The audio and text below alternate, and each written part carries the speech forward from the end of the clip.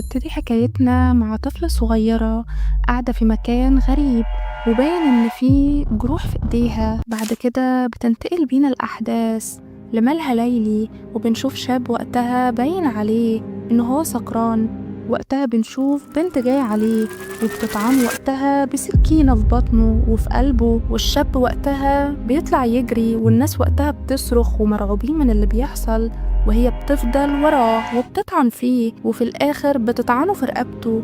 وبيبان عليها قد إيه هي مستمتعة باللي بيحصل، وبنشوفها وقتها وهي بتضحك وباين عليها الاستمتاع. وبنكتشف بقى إن ده كله كان تحليل الدكتورة سو للي حصل في القتيل، وبتكون في الوقت ده واقفة مع المحققين وبتشوف الجثة. وقتها المحقق بيقول لها إن الضحية يبقى نام سونج، وده بيبقى لاعب كرة بيسبول مشهور. ووقتها بتبدأ تحليل للطريقة اللي مات بيها، وبتقول إنه اتقتل في وسط الزحمة، وإن القاتل طعنه بالسكينة من غير تردد، وإنه عمل كده باندفاع وما كانش حاسس بأي خوف. وقتها بتستغرب قوي وبتقول إنه كده كده كان هيموت من الطعنة، ليه يطعنه تاني في رقبته؟ فوقتها المحقق بيقول لها إنه أكيد عمل كده بدافع الكره. وقتها هي بتقوله أو يمكن عشان الاستمتاع، لأن هو وقتها طعنه بالراحة في بطنه، وأكيد وقتها حس بالاستمتاع والشعور عجبه، وإن القاتل ده يا كان في حالة استمتاع يا هو شخص مختل عقليا أصلا. فبيسألها وقتها المحقق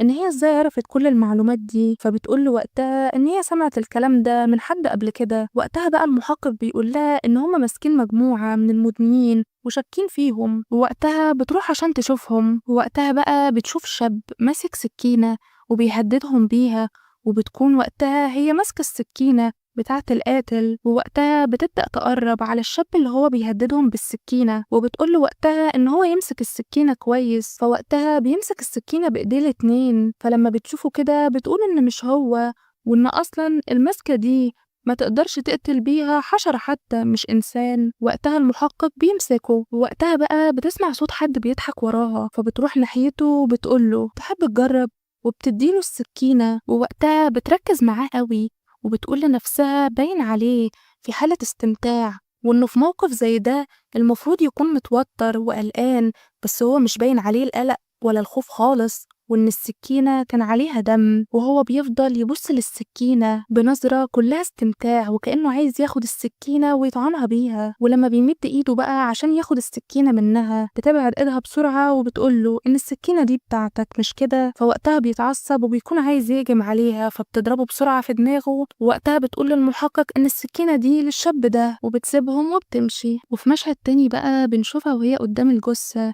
اللي كانت في الملهى الليلي، وبتخيطها بطريقة مميزة، وبتروح وقتها بتغسل المشرط بتاعها، وبتقعد قدام الكمبيوتر، وبيوصلها إشعار بخبر عن لاعب كرة البيسبول إنه كان بيتعاطى مخدرات. وقتها بقى بتسأل المساعد اللي معاها إنه عمل اختبار مخدرات للاعب ده ولا لأ، فبيقول لها وقتها إنه لسه. فبتسأله ليه، فمش بيرد عليها، فبتقوله إنه يعمل الاختبار النهاردة والنتيجة تكون عندها بكرة، وحتى لو المعمل رفض خيم هناك. وبعد كده بقى بنشوف واحد واقف في محل وبيكوي هدوم، وبيكون مشغل التلفزيون على البرنامج اللي مستضيفين فيه الدكتورة سو. وقتها بيسألها المذيع عن طريقتها المميزة في خياطة الجروح، وإن في ناس بتقول إنك بتكوني متعاطفة مع الحالة عشان كده بتخيطيهم الخياطة المميزة دي، فبتقوله إنهم بيبالغوا. وبعد اللقاء ده بقى بنشوفها ماشية في الشارع وبتفتح علبة تونة وبتحطها للقطة، وبتبص وقتها للقطة بنظرة غريبة كده، ولسه هتحط ايدها على القطة بتيجي واحدة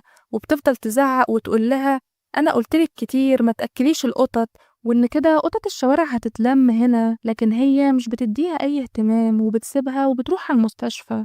وبنشوف وقتها إن عندها دولاب فيه أكل كتير وعلب تونة كتير، وبتروح تقعد على الكمبيوتر، وبتشوف وقتها إن التقرير بتاعها اترفض. وبعد كده بقى بنشوف واحد تقريبا كده قتل حد، وبيكون مشغل البرنامج اللي طالعة فيه الدكتورة سو. وقتها بيفضل يعيد في نفس الجملة وهي بتقول إننا كنا خايفين إننا مش هنقدر نمسك الجاني، وإنه هيكون لسه في ضحايا من الأطفال. وكمان وقتها بيبقى مشغل أغاني، وبنشوفه وقتها وهو مستمتع باللي بيعمله. وكمان بيكون في طبق فيه دود، وبياخد وقتها من الدود ده وبيحط وقتها في قلب الجثة، وبيحط كمان في الجثة خيط. وبنشوف بقى إن في طفلة ماسكة طرف الخيط ده وكانت بتلعب بيه، برا العربية. وفي مشهد تاني بقى بنشوف الجثة وهي ملفوفة في كيس بالكامل، والشرطة وقتها بتوصل عشان تحقق في الجريمة. وقتها المحقق بيقول لزميله إنه يقدم طلب للتشريح بسرعة.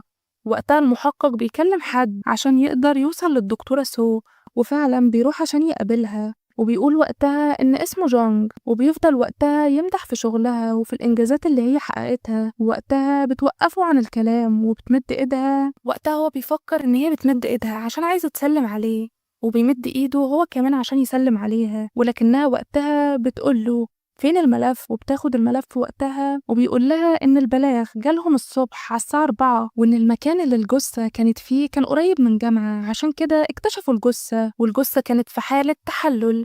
والبنت دي بقى عندها 23 سنة، وكانت بتحضر لامتحان الخدمة المدنية في الشرطة، وإن عيلتها بتعيش في سيول، وهي كانت عايشة لوحدها في يونج تشان، وما كانش عندها ولا حبيب ولا أصدقاء. وقتها الدكتورة بتقوله إن بسبب الأضرار اللي سببتها الحشرات سبب الوفاة مش واضح، وبتقوله عندك حاجة عاوز تقولها؟ فبيقول لها لأ، فبتسيبه وبتمشي. وبنروح بقى للمكان اللي هيشرحوا فيه الجثة، وبنشوفهم وهما بيصوروا فيها.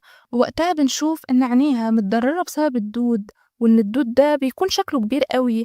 وقتها بتاخد واحدة من الدود ده عشان تحللها وتعرف وقت الوفاة. وبنشوف بقى بعدها إن الجثة اتحقنت بمخدر في رقبتها، وبتقول في نفسها إن القاتل شكله ما كانش نيته القتل وبس. وبعد كده بتبدأ التشريح في الجثة، وبعد كده بنشوفها إن هما بيلاقوا الخيط في معدة الضحية. ووقتها بقى الدكتورة بتفتكر أحداث قديمة، وهي كانت ماسكة خيط لونه أحمر، والخيط ده كان في لعبتها. وهنا بنعرف إن البنت اللي في أول القصة هي الدكتورة سو، وبنشوفها وهي رايحة تركب نفس العربية اللي حصل فيها جريمة القتل. وبنشوف المحقق بارك قاعد مع 2 من زمايله هناك، ولما صاحب المغسلة بيسمعهم بيتكلموا عن البنت بيقول لهم إن هي كانت دايما بتتعامل معاه، وكانت سايبة عنده لبس يغسله لها، وراح لها كم مرة البيت عشان يوصل لها الهدوم، لكنها ما كانتش موجودة. وأول ما بيجيبوا سيرة الدكتورة سو وإنها جاية بنفسها لمسرح الجريمة بيركز جدا في الكلام،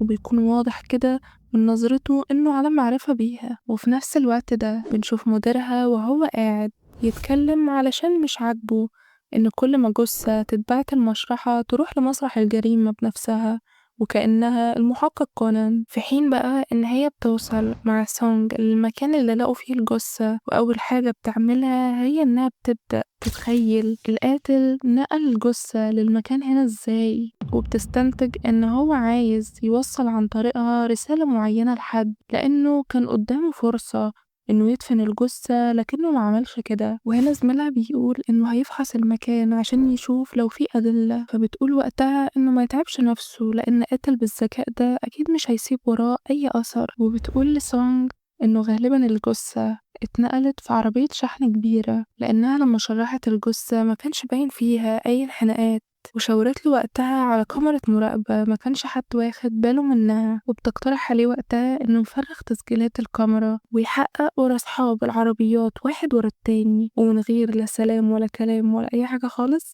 بتسيبه وتمشي وهو بيتكلم. ولما بيكونوا مروحين بقى بيبان إن القاتل بيكون معاهم في نفس الباص بس محدش بياخد باله. وفي الأثناء دي بقى بيشدوا مع بعض في الكلام، وده لأن زميلها عاوز يخفي خبر تعاطي نام سونج للمخدرات، وإن هي لو مش موافقة عادي لأن المدير هيعطيله القضية. فبتتضايق وقتها وبتقوله لو ما قالوش الحقيقة مش هيكون عندهم مصداقية بالنسبة للناس. فبيقول لها إنك حابة إن دايما الأضواء تكون عليكي وتاخدي الترقية لوحدك. فوقتها بتتعصب منه جدا وبتسيبه وتنزل. وعند زميل سو بقى أول ما بيوصل البيت بتاعه وبيفتح الباب عشان بيدخل شخص مقنع وراه وبسرعة، وقبل ما يلحق يعمل أي حاجة بيحقنه القاتل وقتها بحقنة في رقبته. وبتكون هي في الوقت ده قاعدة في المستشفى مع مامتها المريضة اللي ما بتكونش حتى فاكراها، ومن نظرة الكراهية والألم اللي في عينيها بيكون واضح إن طفولتها ما كانتش سهلة خالص. في الوقت ده بقى تليفون زميلها بيرن، ولما بيحاول يوصله عشان يكلم أي حد يستنجد بيه القاتل وقتها بيسبقه وبيخلص عليه. في تاني يوم بقى الصبح بتتذاع تفاصيل خبر جريمة البنت بتاعة الخيط. وقتها الناس بتعرف إن البنت دي كانت طالبة جامعية وعايشة لوحدها وما عندهاش لا حبيب ولا قريب. فالشعب كله بيتضايق وبيقول إن الشرطة أكيد مش شايفين شغلهم، وعشان كده الدنيا بقت سايبة على الآخر ومفيش أي قاتل متسلسل خايف. ومدير اسم الشرطة بيعرف ده من هنا، والجنونة بتاعته بتشتغل من هنا، وبيفضل يتعصب كالعادة. فبيروح وقتها يطلع غضبه على الفريق، وأثناء ما بيتعصب على الفريق بيعرف إن مارك مجاش الشغل وإنه أخد أجازة من بطلنا سونج. فبيتعصب وقتها وبيقوله أنت بتتصرف وكأن الاسم ده اسم أبوك. وبيقعد يتعصب شوية مع نفسه كده وبيقول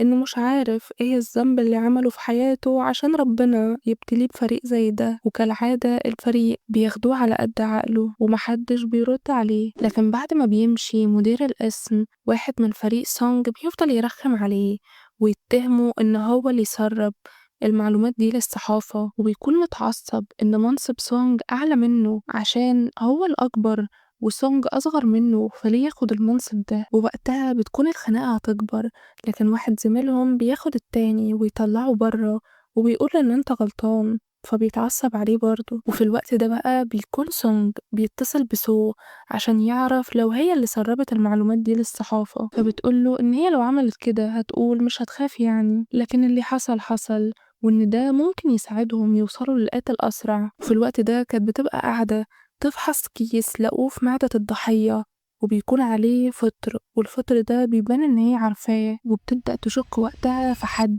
هي غالبا كانت تعرفه. ولما بتروح وقتها تتكلم مع زميلتها المسؤولة عن تأكيد النتائج اللي هي وصلت لها، بتسألها لو كانت اتخانقت هي وزميلها لأنه مجاش الشغل النهاردة. وبيكون واضح كده إنها ست مستفزة ومش سالكة خالص، وسو بتكون عارفة ده كويس، فبتقول لها تخليها في حالها، وإن حتى لو اتخانقت معاه فهو مش طفل عشان ما يجيش الشغل لسبب تافه زي ده. وعند سونج بقى تقريبا المدير كده ما بيكونش لاقي أي حاجة يعملها، فبيقرر إن هو يروح يهزق الفريق بتاعه شوية ويقول لهم إنه يشدوا حيلهم بقى ويقفلوا القضية دي بسرعة. وكان معتاد يعني بياخدوه على قد عقله ومحدش بيرد عليه، ومجرد ما بيمشوا هما كمان واحد ورا التاني وبيدبسوا سونج في كل حاجة لوحده. وفي نفس الوقت ده بقى بنشوف طفلة صغيرة اسمها سيا بتكون جرة شنطة وبتسيبها جنب عمود في الشارع، ومن الدم اللي بيكون نازل من الشنطة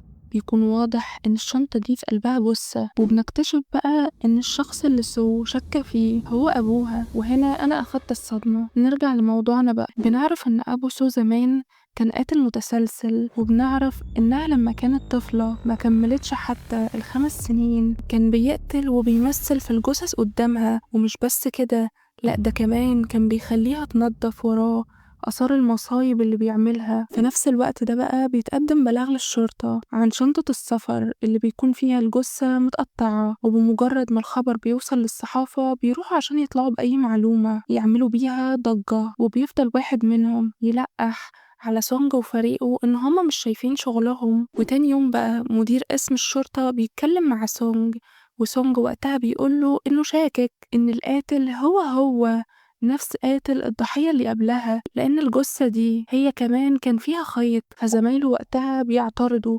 وبيقولوله ما يمكن واحد بيحاول يقلده، ووقتها بيعترضوا كل الموجودين على الفكرة دي بما فيهم المدير. وفي نفس الوقت ده بيكون مدير سو قاعد بيتكلم معاها عن زميلها إنه ما بيجيش الشغل بقاله فترة، وبيقترح عليها وقتها إن هي تروح له البيت ويحلوا خلافهم بقى، لأن زميلها مش بيرد على أي حد، وبتكون هتروح له فعلا. لكن سونج وقتها بيوقفها على آخر لحظة وبيطلب منها تشرح الجثة الجديدة. فبتقرر وقتها إن هي تأجل المشوار اللي بالليل. ولما بتبدأ التشريح بتلاقي في الراجل خيط مربوط في الخيط ده صابع. فبكل سلام نفسي وقتها بتطلعه وبتديه لحد معاها في الفريق عشان يفحصوه ويعرفوا هوية الشخص ده. ومفيش كام دقيقة وبيتصدموا كل الموجودين إن الشخص اللي مقتول ده هو زميلهم. وعلى الرغم من الخلافات اللي بينهم إلا إن هي بتزعل جدا عليه، وبتحاول وقتها على قد ما تقدر إن هي تمسك نفسها عشان ما تعيطش، لكن في النهاية ما بتقدرش تتحكم في نفسها. وأول ما سونج بيختلف معاها في حاجة